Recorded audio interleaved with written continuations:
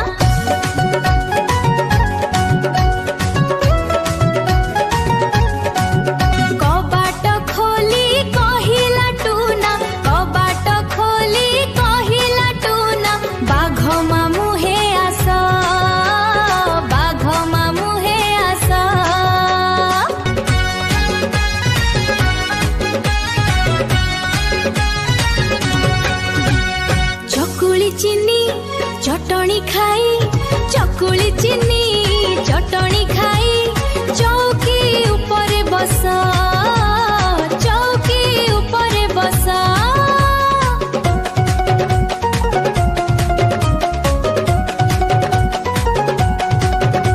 चौकी कला कटमट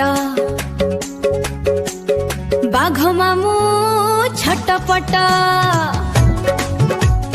चौकी कला कटमट बाघ मामू छटपट